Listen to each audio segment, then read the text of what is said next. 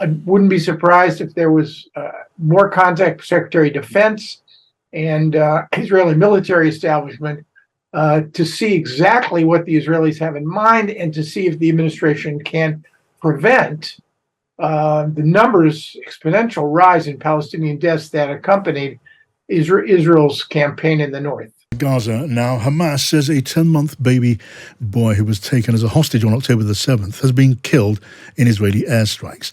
Israeli negotiators are offering Hamas a further 3 days of ceasefire until Sunday morning if the group releases all the remaining women and children that they believe it is holding. Let's talk to Aaron David Miller now, former Middle East negotiator for the US, who's also a senior fellow at the Carnegie Endowment for International Peace. Welcome back, Aaron. Thanks, John. It's a pleasure to be here. Thank you for joining us. So the tally of innocent dead is growing horribly. And I read in the Wall Street Journal this morning some reporting on the suggestion President Biden may be shifting his position, maybe wants to see an end to the war.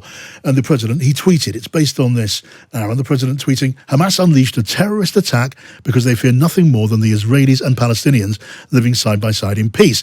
And the tweet went on to continue down the path of terror, violence and killing and war is to give Hamas what they seek. We can't do that.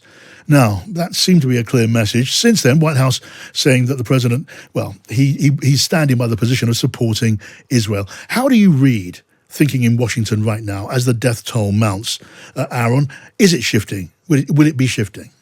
Well, I mean, I think the administration position has shifted from the October 10th speech in which the president made it unmistakably clear he was going to give the Israelis the time, the space, and the support to do what they believe they needed to do in Gaza. I think in response to the humanitarian catastrophe and the exponential rise in Palestinian deaths, the administration has filled in that frame, that preternaturally pro-Israeli frame, with a greater sensitivity toward what to do about the humanitarian crisis in Gaza. B, how to reshape, Israeli tactics in their military campaign, and C, to press the Israelis about whether they've given sufficient thought to whether they can achieve their objectives in a reasonable amount of time, which is to eradicate Hamas as a military infrastructure above and below ground. But, John, I must say, I do not believe the president has come to the position where he is going to press the Israelis for a cessation of hostilities, which would give Hamas an unbelievable victory. Yes. Meanwhile, that's interesting. Meanwhile, the Telegraph newspaper here reports a senior U.S. official, that was the description, saying, and I'm quoting now, we cannot have what happened in the north of Gaza replicated in the south. Again, that's a clear message because some in the Israeli leadership have been talking about renewing the conflict when that time comes as ferociously in the south of Gaza as has happened in the north.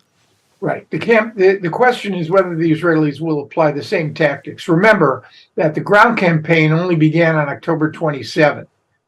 The Hamas terror surge started on October 7th. The Israelis used those interceding weeks to not just to blockade Gaza, but to set into motion a series of punishing airstrikes, according to some experts, the most intense airstrikes in the 21st century, which is an extraordinary statement to make. I don't think that's what the Israelis have in mind for a campaign in the south. However, remember, half the population of Gaza, 2.3 million people, is displaced in central and southern Gaza. So the real question is, can the Israelis develop a ground campaign which essentially, with the U.S. help, creates clear safe zones and predictable and reliable channels of transmission of humanitarian aid to the Palestinians that are already there? I don't know the answer to that question, but there's no doubt. Secretary Blinken is due in Israel Thursday.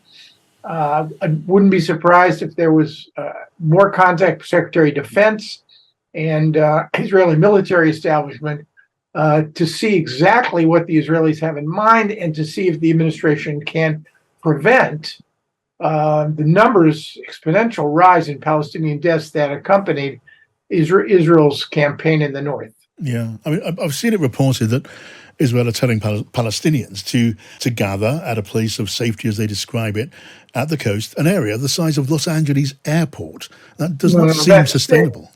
that's the Mawasi area. I've been Yeah, there. It's a kilometer wide, maybe a dozen kilometers long. No, there are other ways to do this, assuming there is coordination and tremendous discretion in terms of how the Israelis apply military force. Again, I think the odds of completely eradicating Hamas's military infrastructure is probably a bridge too far. Killing the leadership, particularly Yahya Sinwar, would be a tremendous success for the Israelis if they could do it.